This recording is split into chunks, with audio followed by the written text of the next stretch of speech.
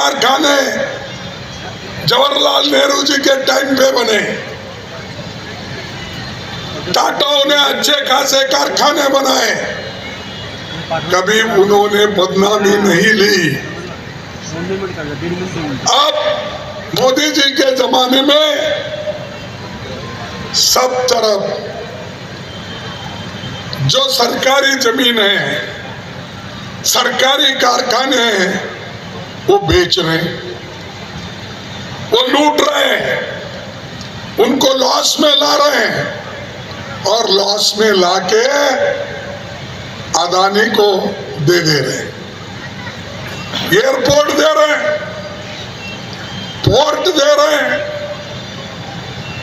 पुराने कारखाने उसको रीजनरेट करने के बजाय उनको सस्ते दाम में दे जा रहे हैं। इससे नौकरियां कम हो रही हैं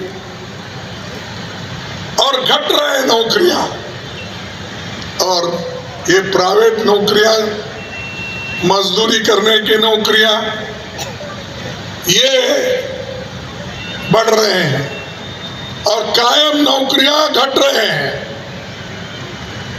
मैं आपसे निवेदन करूंगा,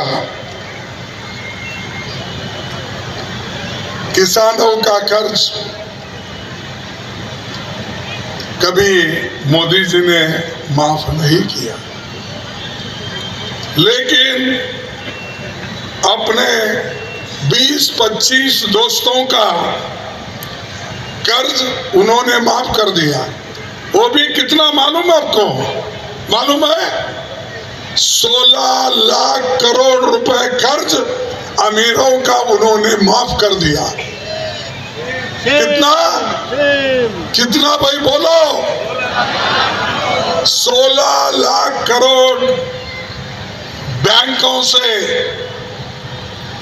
जो कर्जा लिए थे अमीर लोग, उनको उन्होंने माफ कर दिया। और गरीब किसान मजदूर अगर लोन लेता है, उसी के लिए उसको उसका खेत ऑक्शन करते हैं, घर ऑक्शन करते हैं, कार ऑक्शन करते हैं, ऑटो रिक्शा ऑक्शन करते हैं। अरे ये गरीबों के लिए आप करते हो, उस अमीर को 16 लाख का फायदा करके देते हो, आपको शर्म आना चाहिए।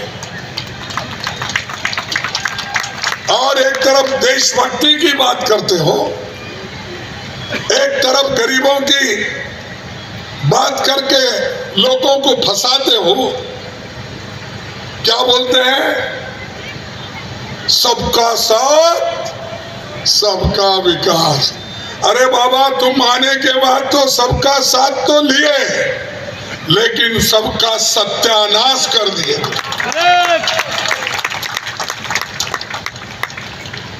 लोगों को बोले 15 लाख नौकरी दिया, 15 लाख नौकरी, 2 करोड़ नौकरी दिया, 2 करोड़ नौकरी हर साल देने का वायदा किए थे, नहीं मिला।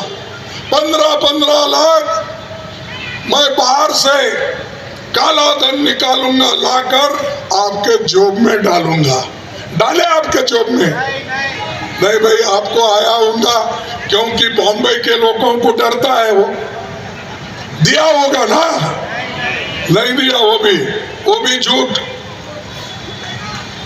अब किसानों को बोला तुम्हारी आमदनी मैं दुप्पट कर दूंगा, कर दिया आपकी आमदनी दुप्पट। मैं महिलाओं को